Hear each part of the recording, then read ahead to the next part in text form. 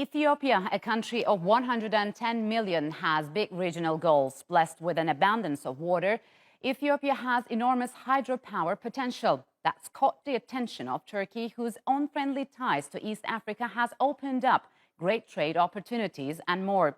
Turkey's President Recep Tayyip Erdogan recently offered to play the role of mediator in the region's many disputes. President Erdogan made the offer during a visit to Ankara last month by Ethiopia's Prime Minister Abiy Ahmed.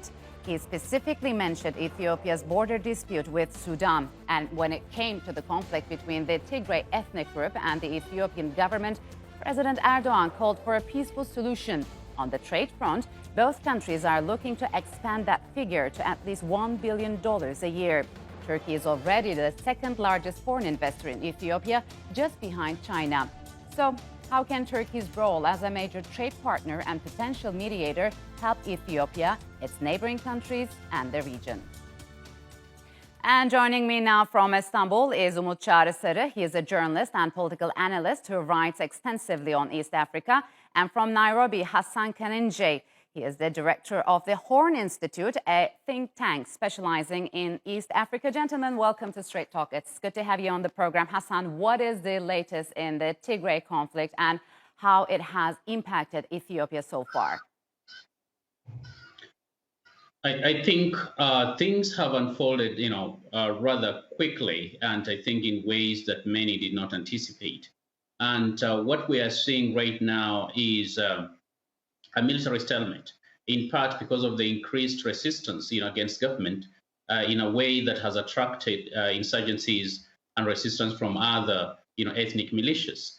Now, I think it's going to be helpful that at this point there's some kind of intervention, in part because the calculations of both parties, or at least to the conflict, is that perhaps there's a military solution to the conflict, which of course is not. And so I think a form of external intervention is going to be important, especially in the line of mediation, or at least assist the parties to reach some kind of a settlement through negotiation. Outside that, I think it's going to be increasingly difficult to resolve a conflict that is becoming increasingly intractable.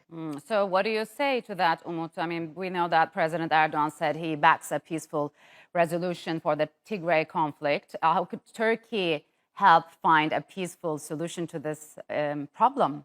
Yes, as you know, for the first time since 2018, Prime Minister Abiy Ahmed visited Turkey, which is the biggest foreign investor in Ethiopia, to purchase drones to support its weakened ground forces. Before talking about Turkish drones and Turkish friendship with TPLF, when Abiy Ahmed came to power in Ethiopia, Turkey-Ethiopia relations was not good before the TPLF running in the Ethiopia. So that visit was really important for the conflict in Ethiopia, also Turkey-Ethiopia relations. I have to say that Abiy Ahmed interest to Turkish drones since beginning of the civil war in the Tigray, but they use UAE, China, Iran, and that countries' drones. It failed with them. Despite of the support of Eritrean forces, the war has been raging for 10 months. But we will see the Turkish drones be a game changer or not. Time will tell us. What would you say to that, Hassan? I mean, could, for example, both countries accept Turkey's offer to mediate? I mean, what's the biggest obstacle before a reconciliation in the country? And do you believe that Turkey is politically fit for that job? I think at this stage, Ankara has a history with both the TPLF. Initially, not to forget to remember. Rather, we need to remember that Turkey is the second largest, I think, investor after China in Ethiopia, and so it has had a relationship with the previous government, and it's having a relationship with the current government. Of course, the previous government, TPLF, was at the helm of it for much of the last 30 years. And so when we talk about someone who may have some capacity but also credibility to do that, I think Turkey is well placed. Of course, most certainly, if Ankara finds it useful to work with the African Union in doing that, it's going to enhance its credibility as such. And this is in light, of course, the ongoing geopolitics in the Horn of Africa. But I think in terms of being able to speak to both parties, Ankara, I think more than any other outside power that's outside the continent, is probably better placed to be able to play a critical role in to a conflict that is becoming intractable. But because there's another aspect, Umut, how does Turkey keep a balance with both countries, let's say Sudan and Ethiopia, while expanding its relations further to a military level with the latter one? Well, stability in East Africa is always priority for Turkey. That's why Turkey's mediation in the border dispute between Sudan and Ethiopia is crucial. Regarding the relations with Ethiopia and the region, it's even more salient. And Turkey proved its competence in the conflict resolution by successfully mediating between the administrations of Somalia and Somaliland, as you know. Also, Yes. Turkey has many investments in the region. For example, Turkey's military base in Somalia and training of Somali military are some signs of Turkish geopolitical efforts to establish Turkey as an important political and military power in North Africa. So it is really important for Turkey to balance for that countries. And for another offer, Hassan, how has Turkey's offer to mediate between Ethiopia and Sudan over their border dispute been taken? And if accepted, what kind of ramifications it would have on the region, as well as Egypt's growing influence in Sudan? Yeah, I think part of perhaps the move by Addis Ababa to reach out to Turkey. It's also the recognition of what Ethiopia perceives to be increased Arab support for Egypt when it comes to the Nile River.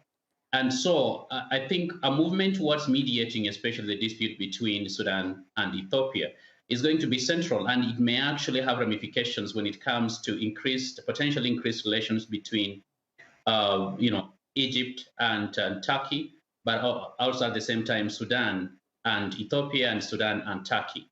Now, we also know that Turkey has had previous engagements with Sudan, and so there are a lot of people who in the current government who still remembers Turkey having played an important role in Sudan.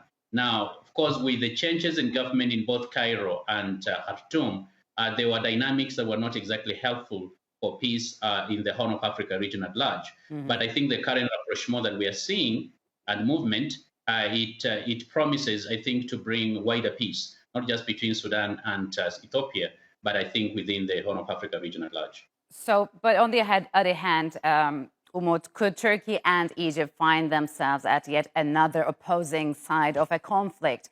And how would this impact the normalization process between Ankara and Cairo? No, I don't think so. Turkey has always cared about the stability in that region.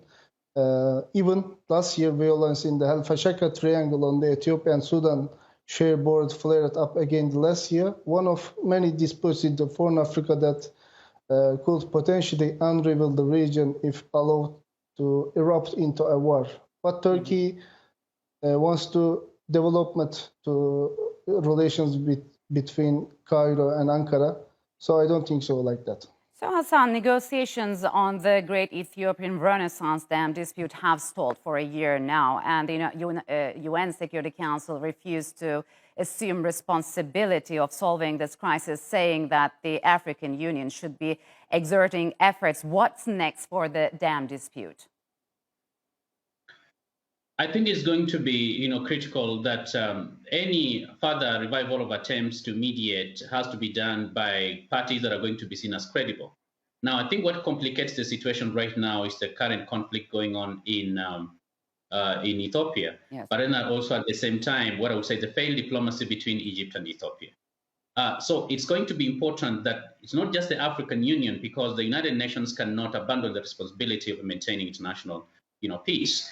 And so the Security Council, if it can be able to support the African mechanisms, or potentially if a third party from outside the continent, like what, for instance, Turkey has been trying to do, can be able to be accepted by both parties. Of course, given the current politics, it may be challenging. I think it's going to be helpful. However, Ethiopia itself has insisted on more domestic solution, meaning the continental solution. And so the support through the African Union is going to be critical. Yes. And when that support is going to come, of course, is another question. But I think time is ripe to resolve the Nile River crisis between Egypt and Ethiopia. All right, gentlemen, unfortunately, we are out of time. Thank you very much for joining us on Straight Talk.